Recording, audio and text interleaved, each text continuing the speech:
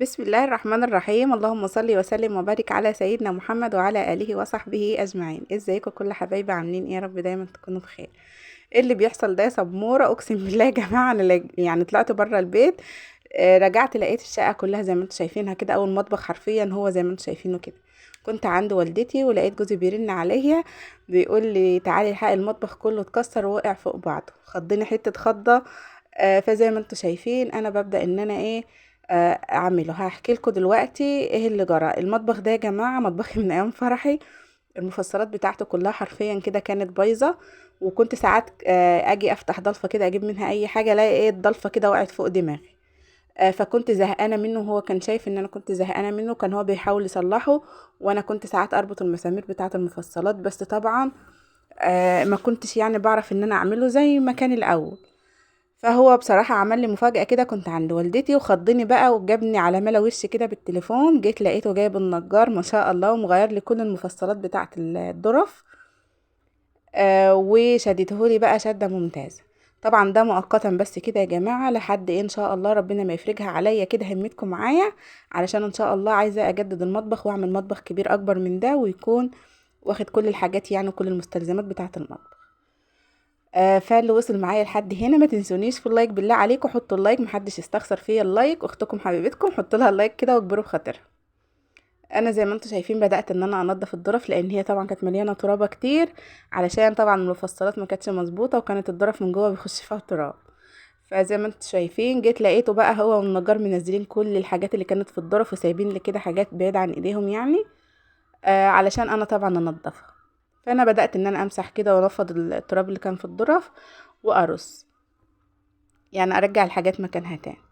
العلب اللي انتوا شايفينها دي يا جماعه علب اللي هي الكاسات بتاعه الجيلي او البولات بتاعه الكاستر والجيلي. انا بخرجها كده من الكراتين بتاعتها وبغسلها وانشفها وارجعها تاني. دول بتوع فرحي برضو يعني على قديمه. زي ما انتوا شايفين بدأت ان انا كمان انضف يعني الازاز اللي كان فيه كده. طقم البايركس بتاع الفرن ده كان صراحة كده متبهدل ترابة، علشان الظروف طبعا كانتش حابكة على بعضها، وكانت بتدخل تراب كتير. فقلت بالمرة بقى ان انا امسك المطبخ ده كده انضفه تنظيفة حلوة. قبل المدارس كمان، يعني انا كنت ناوية اعمل كده كمان قبل المدارس. بس ان شاء الله يعني ايه، الحمد لله ان هي جت في وقتها يعني. اي نعم انا اتزنقت بس شوية كده في التنظيف، وخدت فيه 3 ساعات بس على الاقل، لحد طبعا لما ظبطت ورجعت كل حاجة مكانها، لان النجار طبعا كان نشر خشب، وكان في حاجات واقعة اصلا من المطبخ، خشب واقع غيره. تسلم ايده صراحة، ظبطهولي تظبيطة حلو. يعني على رأي جوزي كده ما بيقول، ادي العيش لخبازه حتى لو كله كله. خلصت كده الظرف اللي فوق زي ما انتوا شايفينه، هبدأ ان انا اعمل بقى ايه كمان كل المطبخ يعني. الخشبة دي يا جماعة كانت مكسورة كده في المطبخ، والنجار خلعها وحط مكانها. بصراحة بشكر جوزي يعني ان هو اهتم بالمطبخ واهتم ان هو يصلحه، لان انا بصراحة مش بحب الحاجات المتكسرة، ونفسيتي كمان بتتعب يعني من ان انا اشوف كركبة او كده. فهو عارف ان انا كنت زهقانة بسبب الظرف بتاعة المطبخ، فالحمد لله عملهولي يعني. زي ما انتوا شايفين بدأت ان انا المع كل حاجة بقى في المطبخ، والحاجات اللي كان عليها تراب اغسلها. ما شاء الله خليت المطبخ زي الفل. طبعا تابعوا الفيديو للاخر، فيديو ممتع وفيديو بسيط جدا. بس ان شاء الله ممكن حد يستفاد منه. وما تنسوش اللايك حبايب قلبي، فضلا طبعا منكم لاختكم سمور. انا زي ما انتوا شايفين بغسل او بمسح كده مكان اي حاجه فيها تراب، وبرجع طبعا الحاجات زي ما هي مكانها. محدش بقى يقول لي انت حاطه الحاجات كده ليه، وعلشان هو ده يعني مطبخي، ودي المطبخ صغير يا جماعه عندي، فالمساحه بتاعته يعني على قد ايه مظبطه حالي، يعني على قد الحاجات اللي انا بحطها وكده. بس طبعا في نفس الوقت الحاجات شكلها طبعا نضيف وحلوه، مش مزعجه للعين يعني او في كركبه كتير. مع ان انا مطبخي واسع، بس ان شاء الله ناوية ان انا اعمل فيه مطبخ. ربنا بس يفرجها كده ويوسع الرزق يا رب علينا وعليكم. ان شاء الله باذن الله ناوي ان انا اعمل شويه تجديدات كده في المطبخ، بس ان شاء الله قدام يعني شويه لما ربنا يفرجها عليا من القناه وكده. فهمتكم معانا بقى يا جماعه. تسلم ايديكم، يعني كل اللي هيحط لي لايك هيبقى دي هي المساعده بتاعتي ان شاء الله. بدات ان انا اغسل الرخامه وانشفها، والمفرش ده انا حاطاه كده فوق الرخامه عشان يحافظ يعني عليها نظيفه، وبيتغسل هو كمان هغسله علشان ارجع كل الحاجات اللي كانت عليه تاني. ميه بقى ببريل بشويه كلور كده، وعقمت الدنيا، والدنيا رجعت نظيفه زي الاول واحسن، والحمد لله رب النضاره في المطبخ انعملت، لان بصراحه كانوا بيقعوا على دماغي كتير جدا. فالحمد لله ان جوزي اهتم يعني وعملهم لي، تسلم ايديه طبعا. انا الخلاط يا جماعه حاطاه كده على الرخام، علشان طبعا ده بستخدمه كتير. فما ينفعش ان انا احطه في ظرف يعني، او الظرف اصلا بمعنى اصح عندي مش فاضيه يعني. هنا بقى الحامل بتاع الطقم الخشب اللي هو طقم الحلل ده. كانت العلبه بتاعته اتكسرت، فحطيتهم كده في برطمان مؤقتا يعني لما اشوف لهم اي تصريفه بقى. طبعا بقى برص كل حاجه مكانها كده، الحاجات يعني اللي انا بستخدمها على طول بحطها كده قصاد عيني وقصاد ايدي طبعا، علشان ما ايه مزهقش يعني في فتح الظرف وقفلها كل شويه. مسكت بقى كل حاجة غسلتها كده زي ما انتوا شايفين، حتى الكوبايات هي نظيفة بس هغسلها تاني بالحامل بتاعهم عشان كان مطرب، وهرجعهم برضو مكانهم زي الاول تاني. زي ما انتوا شايفين يا جماعة النظافة طبعا من الايمان. وانا بقى ايه موضوع المطبخ ان هو تصلح ده يعني كده جه في مصلحتي، ان انا ايه اعمل المطبخ كله وانضفه كله.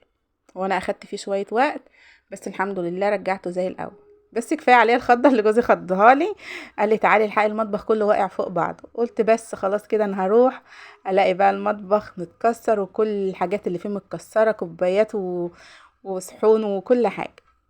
المسامير دي مكان النجار كده يا جماعه هشيلها، والمفصلات القديمه بقى في الكيس هشيلها هي كمان، ممكن احتاج منها اي حاجه بعد كده يعني. وبدأت ان انا اغسل الترابيزة، خلصت كده دورة في المطبخ من فوق ومن تحت وكله، وبدأت ان انا اغسل كمان الترابيزة واشدها امسح تحتها واكنس كمان. تنظيفة بقى عميقة كده حلوة للمطبخ وريحة حلوة كده، علشان طبعا النفسية تكون مرتاحة. قلت بقى ايه هاجي الاقي المطبخ والاقي بقى كل الحاجات اللي فيه متكسرة. عوض عليك يا رب، هجيب الحاجات دي تاني منين؟ وكنت ناعية الهم. اتاريه عامل لي مفاجأة ان هو صلح لي المطبخ يعني، بس جيت لقيته بالمنظر اللي انتوا شايفينه ده. زي ما انتوا شايفين هغسل برضو، هكنس تحت الترابيزه واغسل مكانها. جماعه الحتت اللي انا بعمل فيها بالمكنسه دي كان فيها ارفف رخام لازقه كده في الحوض، فانا علشان اظبط يعني الدنيا واجيب الترابيزه والغساله اجيبها جنب الحوض زي ما كنتوا شايفين الاول. عينت الرخام ده من مكانه وسابه مكانه كده، ممكن برضو ايه تطلع في دماغي كده اركبهم تاني.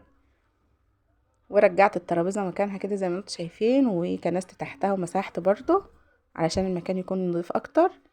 هروح بقى دلوقتي على الحوض كده اظبطه هو كمان. ده بقى زي ما انتوا شايفين كده نعناع بلدي انا مجففاه وفلية. بحب بصراحة الشاي يعني بالنعناع والفلية والحاجات دي بيبقى حلو.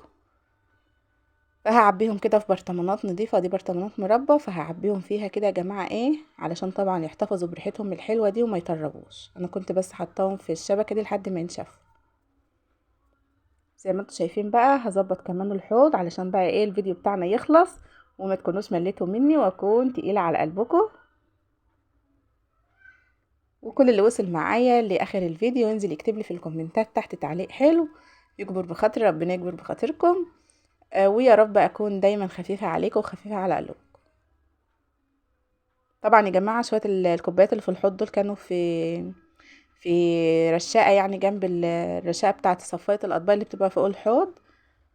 حاجات بسيطة يعني وامكانيات بسيطة ومطبخ بسيط، فمحدش بقى ايه. احنا يا جماعة يعني الحمد لله على قدنا، واللهم لك الحمد يعني ان احنا الحمد لله اتجوزنا ومعانا اولاد، ففي نعم كتير غير ان احنا يعني الادوات بتاعتنا تكون ارقى من كده واحلى من كده.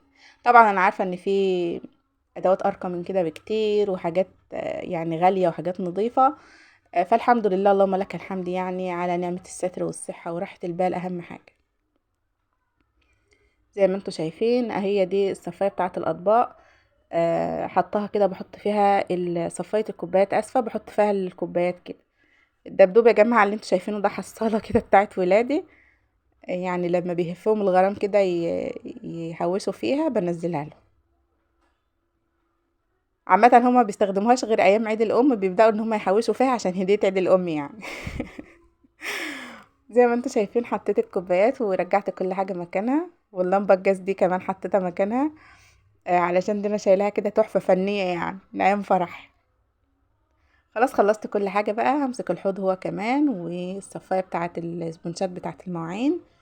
انا عندي بقى صفاية الاطباق وصفاية المعالق، كنت غسلاهم ومنضفاهم قبلها بيوم. فهبدأ بس ان انا اظبط الصفاية بتاعة الاطباق دي، بيكون متحوش فيها مية، فعشان ما تعملش ريحة تتغسل على طول يا جماعة. وابدأ ان انا اغسل السيراميك بتاع الحوض كده، والرخامة بتاعة الحوض هي كمان، علشان ان شاء الله اكون خلصت الفيديو على كده واقفل بقى ايه. والحمد لله يا رب على اللي حصل كده في اليوم. طبعا يا جماعة زي ما انتم شايفين لازم النظافة تكون اهم حاجة، نظافة الحوض والمطبخ نهتم بيه.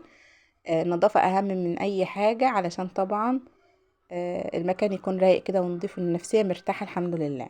مش قادرة اقول لكم انا نفسيتي ارتاحت قد ايه لما خلصت المطبخ ورجعت كل حاجة مكانها.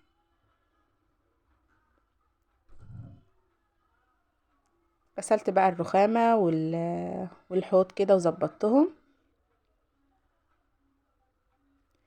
فيديو خفيف وفيديو روتين بسيط كده للمطبخ، يا رب يكون نال اعجابكم ويكون نال رضاكم. واكون الحمد لله يعني خفيفة عليكم. بحط كده يا جماعة السفنجة ديت تحت الصفاية، لان ساعات بيجي مية كده فممكن تعمل ريحة ولا حاجة ولا تبوظ لي الرخام. خلاص كده انا خلصت بقى ايه الحوض. هكنس بقى الارضية واظبط الدنيا ويكون المطبخ عندي خلص الحمد لله. زي ما انتم شايفين رجعته زي الفل تاني اهو. يا رب يكون الفيديو خفيف عليكم واكون انا كمان خفيفة عليكم. اشوفكم بقى في فيديو جديد وروتين جديد، واستنوني ان شاء الله، واسيبكم في امان الله. مع السلامة.